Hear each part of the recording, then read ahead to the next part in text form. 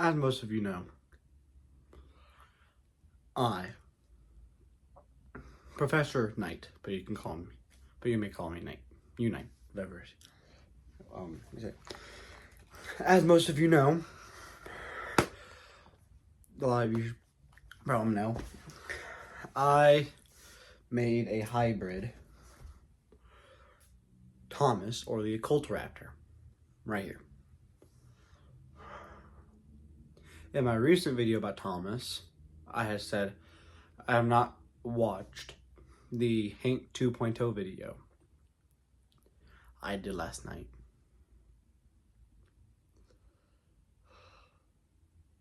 They turned Hank into a monster.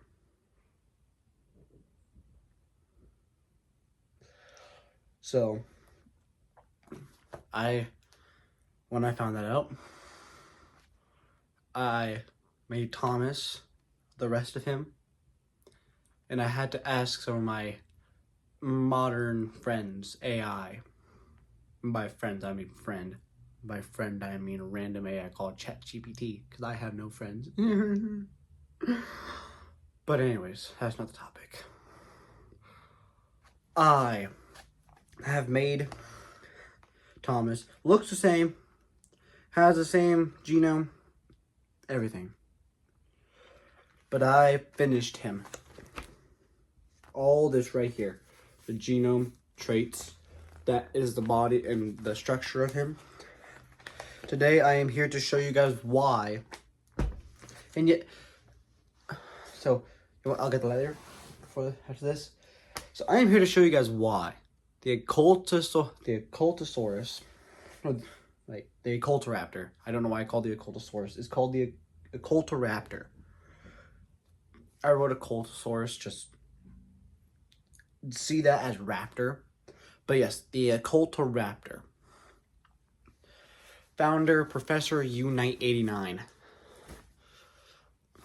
The founder of the Occultoraptor is here to explain why it is able to defeat for three things. One, defeat the Indominus at least defeat Hank 2.0, and kill both of them.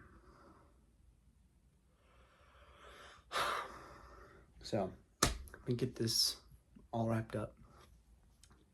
And then, but before I do that, I must tell you guys that I have like 58 views on the first video on Thomas. My second one has, I think, around 9 to 20 views. That is a huge rate. That is a huge difference, but I don't remember how much it was last time I checked. But notice you guys are not watching them all the way through. And if you guys want to know why Thomas would kill the Indominus and his Ultimasaurus and Hank 2.0, you have to like. I mean, I have likes now.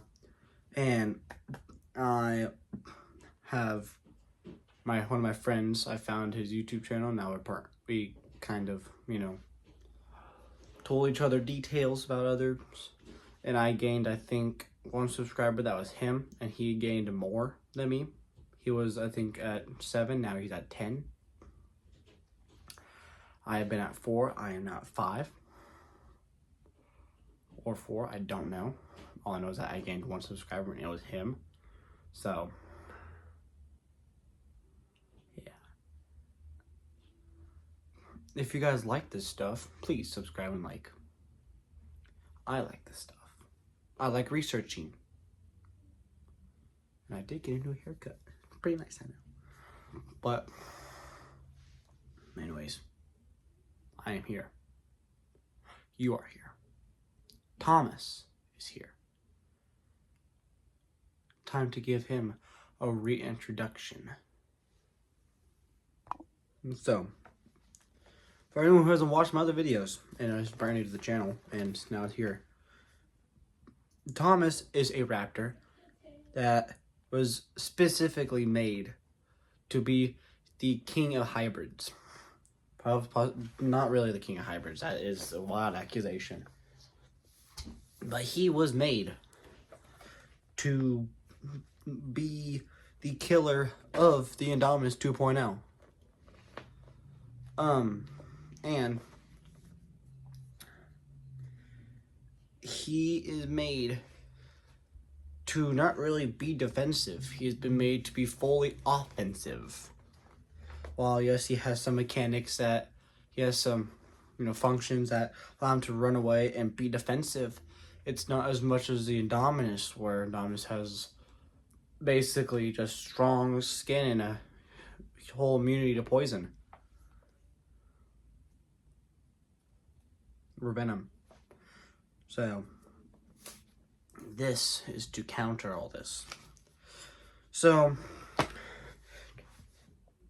for everyone, I will give you his introduction. His name is the Occultoraptor. His name is not the Occultosaurus, but the Occultoraptor. And Occulta is actually a, Latin for hidden. Because his whole thing was hide, ambush, run away. So here we are. So he's 8 feet tall, 12 feet wide. Now, in Jurassic Park movies, I'm pretty sure the velociraptors are 5 to 6 feet.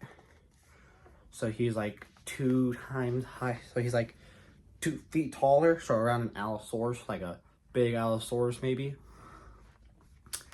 So his information is that, oh wait, I need to read you guys the genome. So for everyone who's new here, his genome consists of 7. Raptor, Dilophosaur, and Montosaurus, praying mantis, Komodo dragon, horned lizard, and carrion crow. His skull is actually 1.5 feet. So that means everything else. So that means he is left with like, oh yeah, and this is the skull, not including the head or the neck. So he has like 10.5 feet left of his body, and his tail's pretty long. So, but yes. Now it's time to go to the information. I do have the pros and the cons. So I told you his height. He's 8 feet and he's 12 feet long. His weight is 600 to 1,000 pounds. His PSI, so his bite force, is 1,200 to 1,500 pounds. And while yes, is far weaker than the Indominus, he doesn't really focus on his jaw. His jaw is really just there to make do whatever. It's kind of there to rip, shred, and look cool. So we got that. So next we have the information. He has incredible reflexes thanks to the praying mantis, quick reflexes, with superior agility thanks to the raptor and the praying mantis, because praying mantis, even though he's small, they have reflexes that their speed can reach to 50 miles per hour.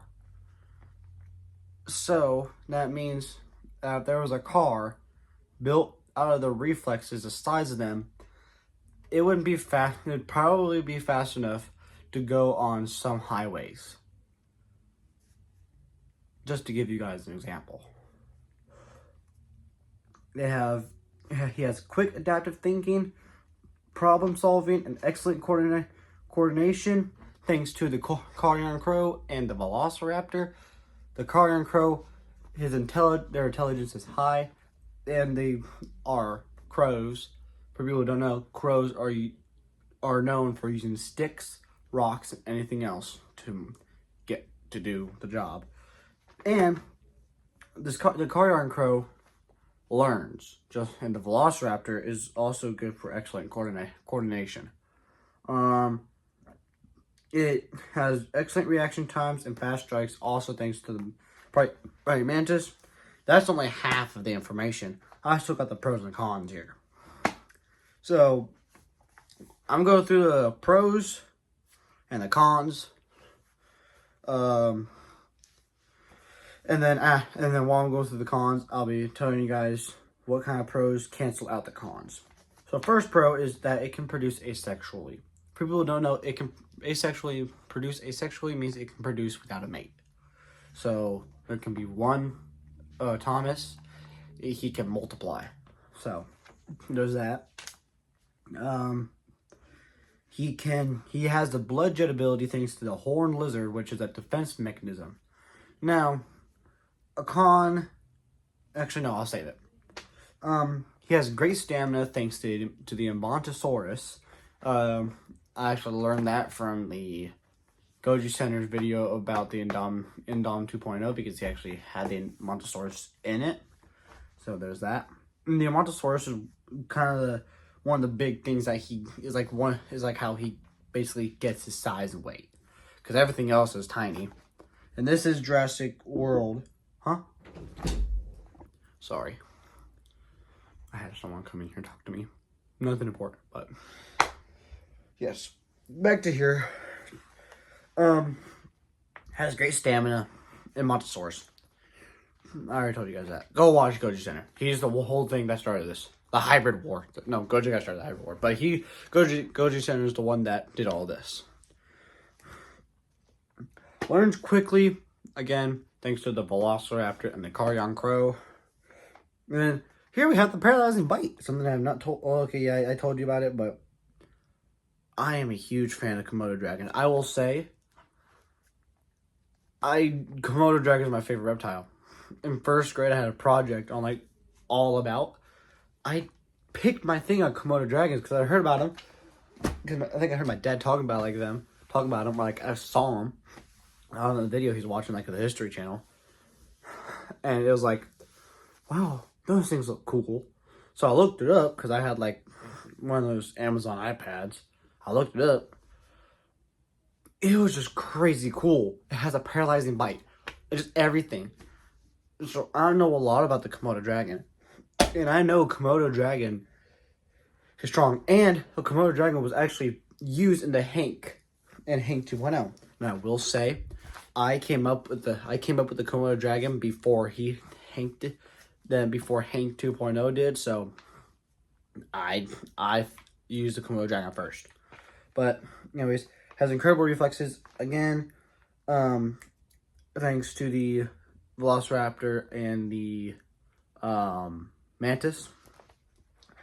And the blinding and paralyzing spit is also from the Dilophosaurus. So it has a paralyzing bite.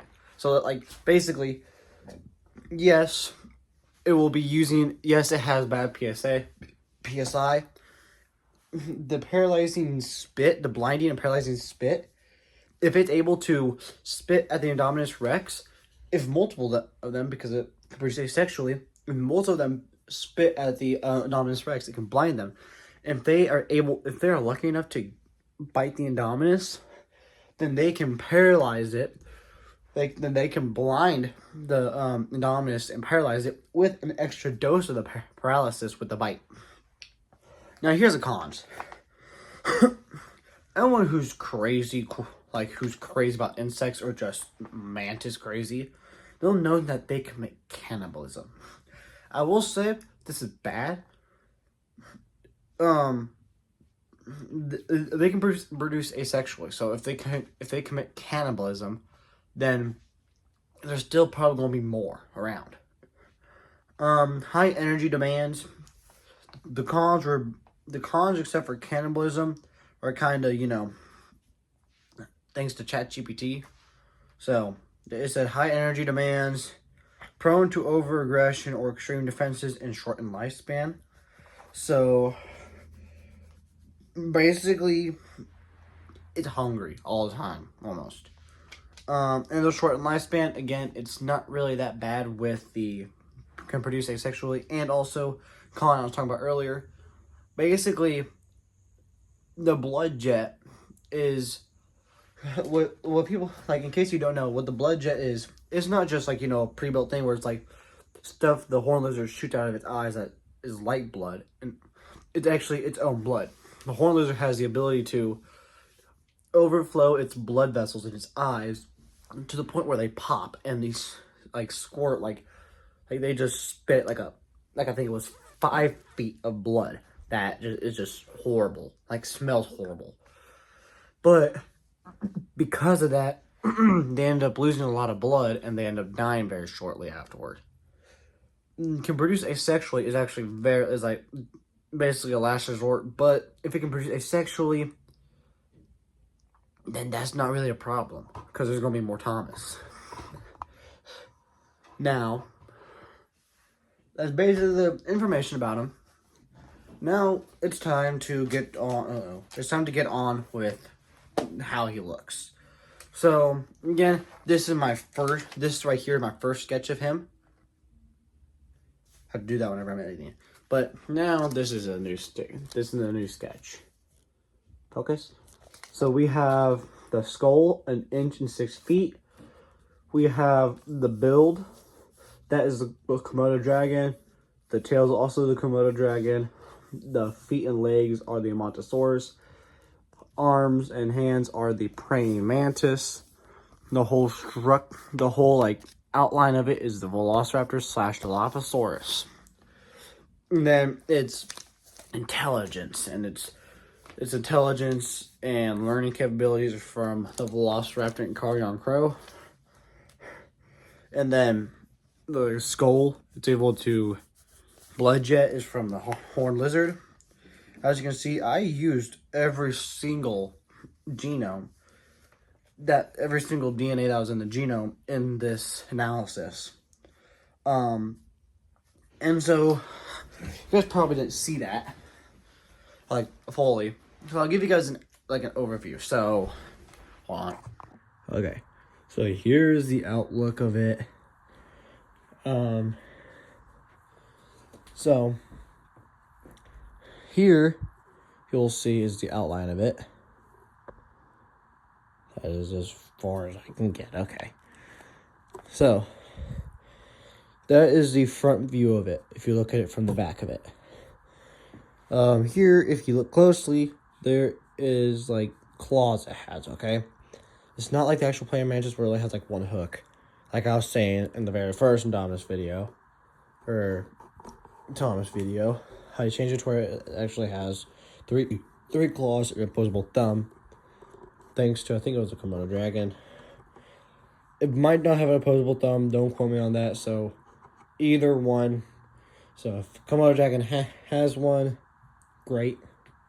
If it doesn't, oh well. Basically, it has claws now, and has 2 front claws, and a black back claw. I might change it to 3 front. I did not put 3 because I have a lot of space, but there's supposed to be 3 right there. Never mind. 3 front claws, 1 black back. You'll see right here that its mouth and like the teeth, it has 2 sharp teeth in the front and just like jagged teeth in back, but behind them. Basically, what it's supposed to do is it bites, and so that prey doesn't escape through the front teeth. It bites down, and the front teeth make it to where there's a wall closing in. And the back teeth basically just, if it squirms around, like this prey squirms around, it gets like stabbed in the other teeth. But now you'll see it has feathers. Like this is a more zoomed in picture, but the head. But there's like feathers on the elbows. Okay, like But hopefully you get what I mean. But there's also feathers right here. It's kind of just meant to make it look cool. But I'm pretty sure also I made to have X-ray vision. Not X-ray vision, but like thermal vision. I'm pretty sure the Carrion Crow has thermal vision. I don't know. Or I think it was the mantis that has thermal vision. I think that's what it was. A mantis has thermal vision. And so there's that. So I can see better in the dark. And the whole thing is, it's like a tar black. So it's like a deep, deep black. Because it's supposed to hunt in the night. And his thermal vision, because it's adaptive. The carrion crow helps it adapt. So hopefully what it does is, thanks to the thermal vision to the praying mantis, it'll learn to sleep throughout the day